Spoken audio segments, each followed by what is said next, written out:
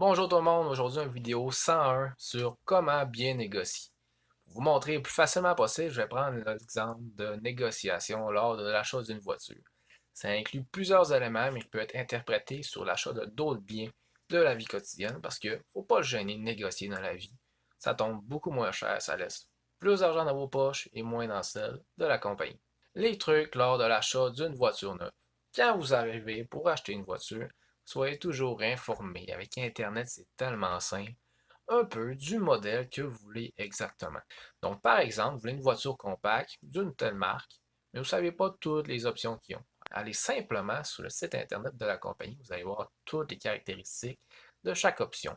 Vous pouvez prendre le temps de regarder la différence de prix entre l'option A et l'option B, qui est le modèle un petit peu plus cher, un petit peu plus huppé. Si ça vaut la peine, par exemple, pour 4000 de plus, que vous ayez simplement des sièges en cuir et un toit ouvrant de plus. Prenez le temps d'y penser sérieusement au lieu d'être sous pression chez le concessionnaire.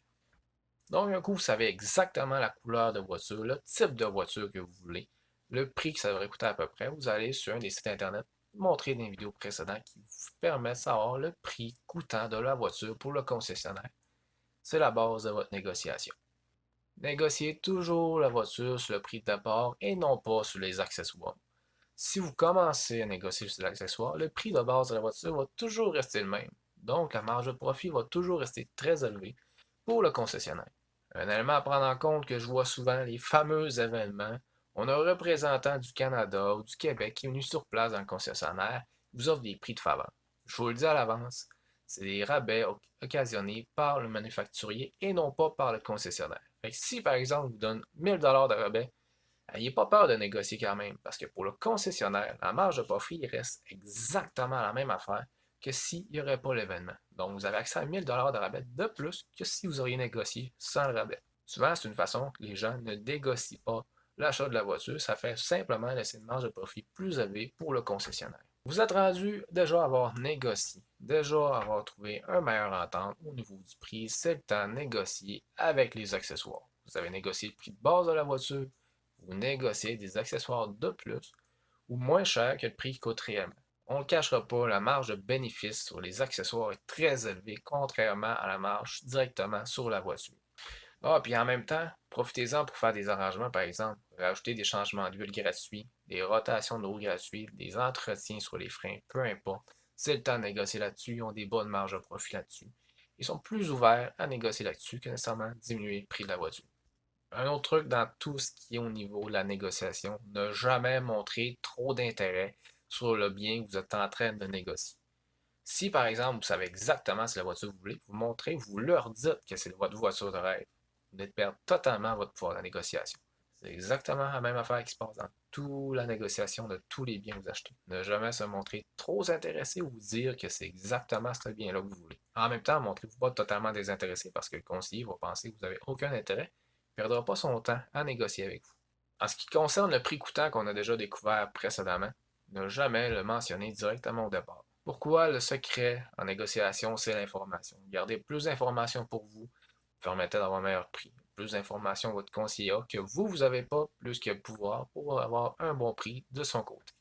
Comparer les concessionnaires. Ne pas nécessairement les utiliser pour avoir le meilleur prix en comparant chacun d'eux et dire moi, l'autre à côté, il m'offre tel prix, mais simplement voir l'ouverture au niveau de la négociation ou la façon que vous entendez avec le vendeur. Ça peut vous permettre d'avoir un meilleur prix, mais en plus, il y a des fortes chances que vous avez une meilleure relation entre le vendeur et l'acheteur. Lors d'une négociation, restez toujours poli. Par exemple, vous avez rencontré la première fois le conseiller.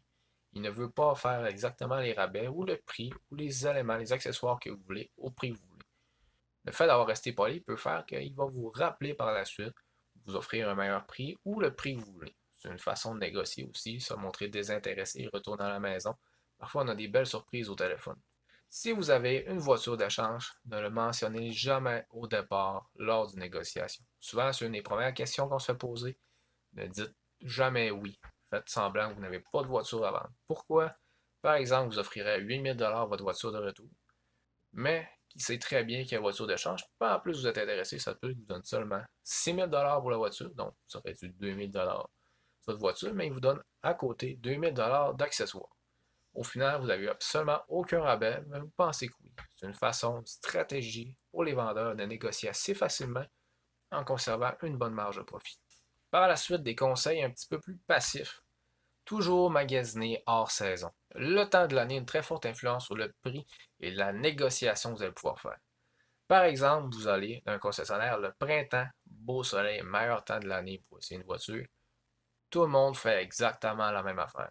C'est à la mode, les gens achètent des voitures le printemps. Donc, pour le vendeur, il sait très bien que si vous n'achetez pas, il va y avoir beaucoup d'autres clients potentiels qui vont passer derrière vous. Donc, ils sont plus tentés. Ils essaient de faire une vente rapide pour être en mesure de faire le plus de ventes possible par client.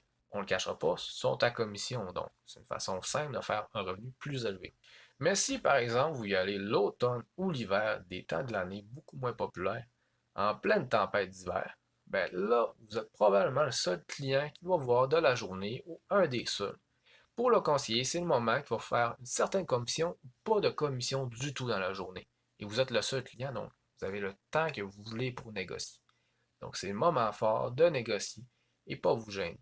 L'automne et l'hiver, souvent il reste des modèles de fin d'année. Par exemple, on est en 2018, il reste encore certains concessionnaires qui ont des 2017. Ça vous permet d'avoir des très bonnes occasions. Vous ne devez pas être très sévère sur le choix des couleurs ou des modèles, mais vous pouvez avoir des très bons prix si une voiture pour vous, c'est seulement d'aller au point A et point B. Par la suite, achetez en fin de mois, toujours le meilleur moment pour acheter une voiture. Pourquoi? Les objectifs, en général, les concessionnaires sont mensuels. Donc, s'ils n'ont pas encore atteint leur objectif actuellement, ils vont se montrer très ouverts à vous offrir un bon prix pour être en mesure d'atteindre l'objectif mensuel qui donne un certain bonus sur leur commission. Donc, il y a mieux faire une quelques ventes à la fin du mois qui donne à peu près aucun revenu pour eux, mais avoir le bonus que pas avoir le bonus et avoir fait aucune vente. Donc, utilisez ce pouvoir-là, puis vous allez vous en rendre compte assez rapidement lors de la négociation en fin de mois s'il a atteint son objectif ou non. Si par exemple, aucun pouvoir de négociation, très grande fermeture, c'est parce qu'ils ont déjà atteint les objectifs mensuels. Revenez le mois d'après si vous n'êtes pas pressé. Ou allez voir un autre concessionnaire qui n'a peut-être pas atteint son objectif. Ah, puis un petit dernier pour ceux qui achètent des voitures décapotables. Achetez-les jamais le printemps, achetez-les l'automne et l'hiver. C'est plate, mais vous allez avoir des milliers et des milliers de dollars de rabais gratuitement pour exactement la même voiture neuve. Donc, si vous prenez le temps de penser entre le temps que vous avez négocié et le temps que vous avez travaillé pour payer ce que vous n'auriez pas économisé sans la négociation, vous êtes excessivement gagnant. C'est de l'argent dans vos poches qui vous permet de faire autre chose, vous payez un voyage, peu importe. Donc, négociez toujours lors de l'achat d'un bien, que ce soit de la voiture ou non. Et sur ça, je vous dis bon levier. Bye.